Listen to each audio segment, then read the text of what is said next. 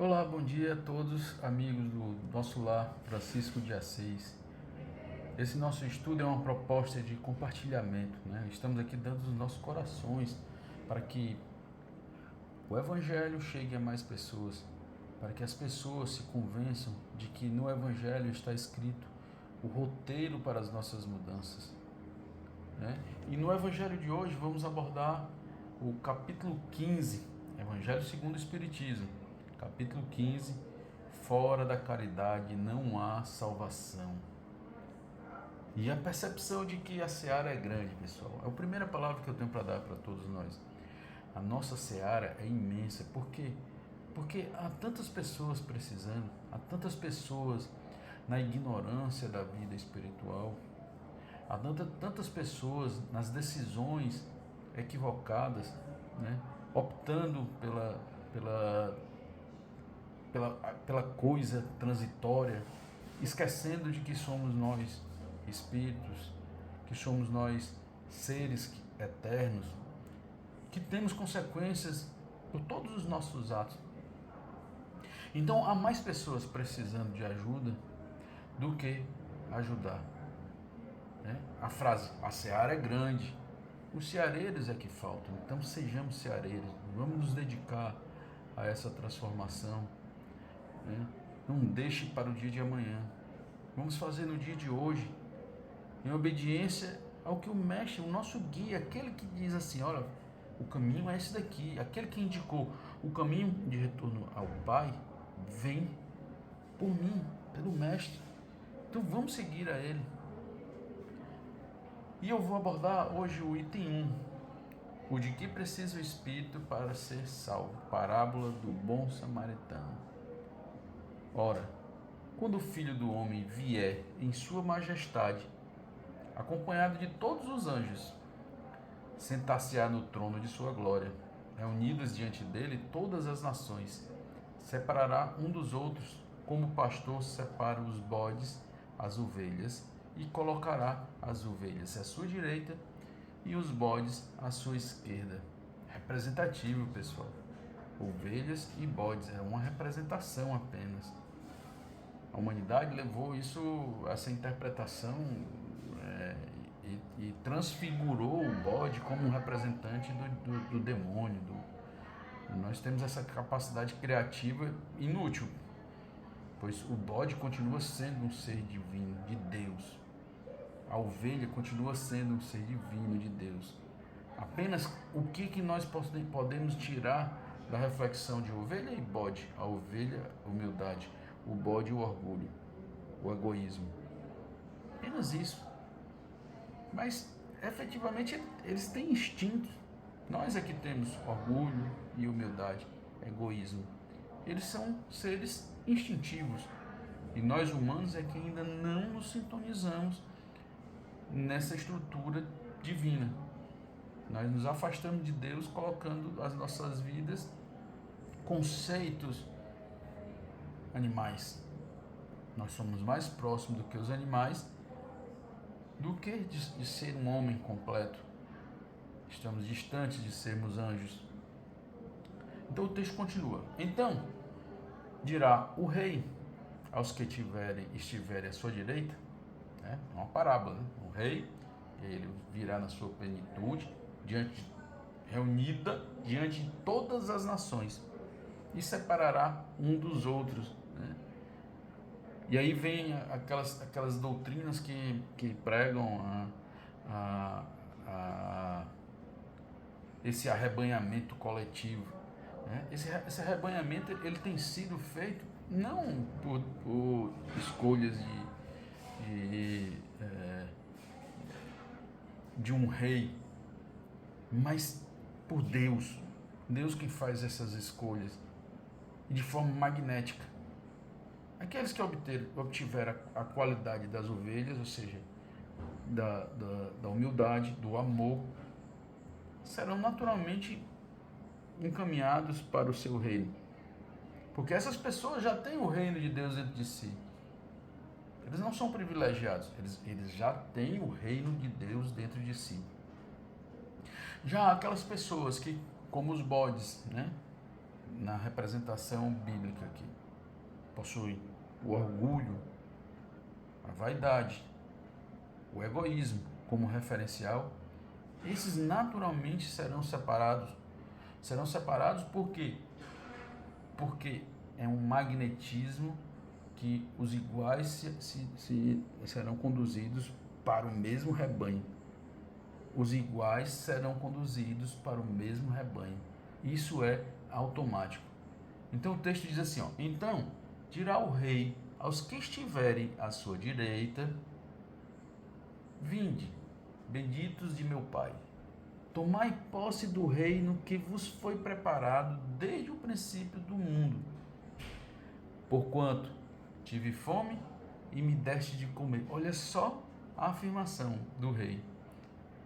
Ele diz que essas pessoas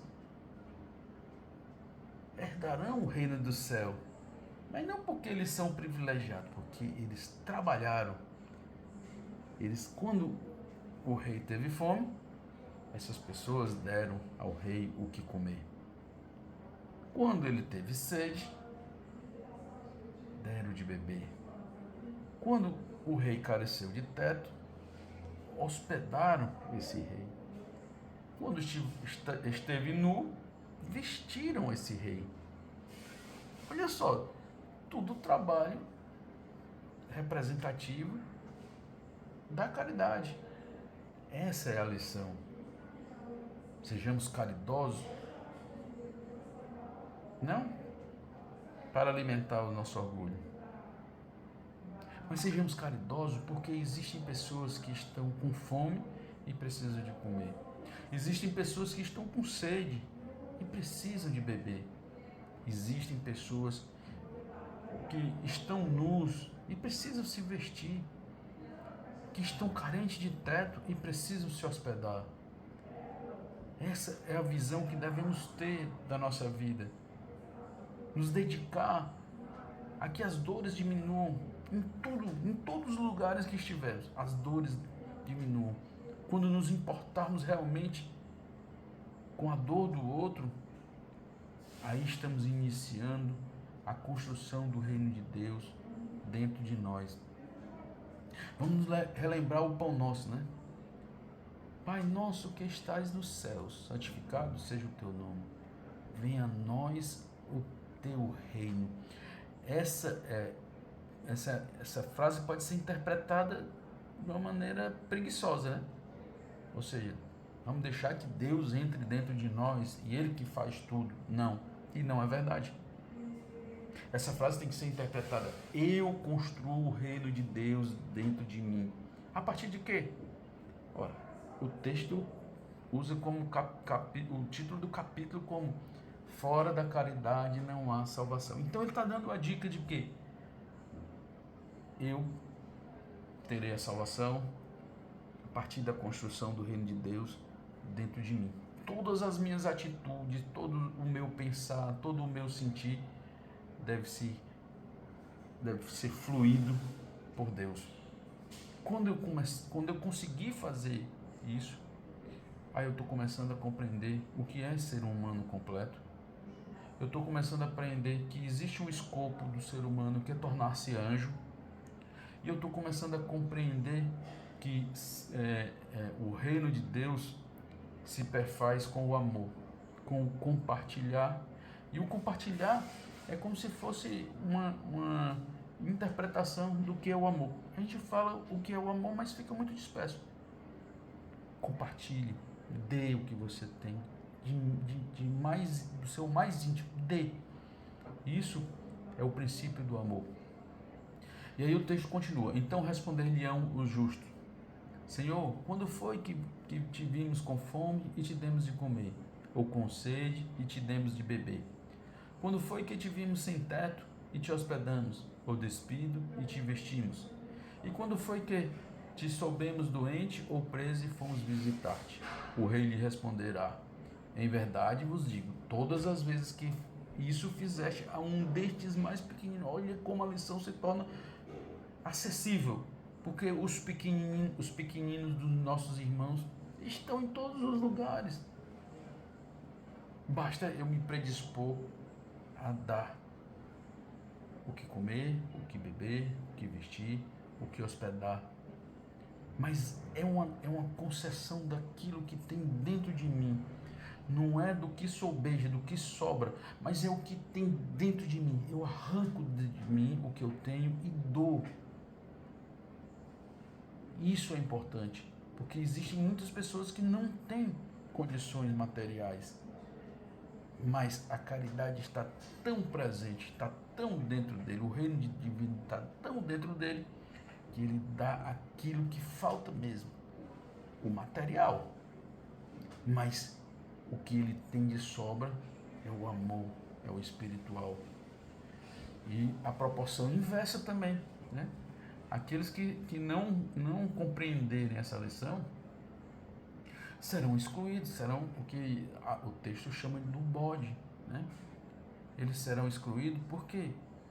Porque escolheram o egoísmo como Deus. Então vamos modificar a nossa escolha. E podemos ver esse texto em Mateus 25, 31 a 46. É necessário que a gente passe as nossas vidas, passe os nossos olhos, os nossos ouvidos, a nossa boca, a nossa voz pelo Evangelho. Eu não falo aqui decorar ou gravar passagens bíblicas. Isso não é o Evangelho. O Evangelho é vivo, é quente, tem o alimento. O Evangelho tem o amor. Jesus, ele não escreveu uma palavra sequer do que a gente chama de Bíblia. Tudo que ele fez foi exemplificado com amor. E os discípulos escreveram, redigiram. Não nos iludamos. Conhecer o Evangelho é colocá-lo em prática.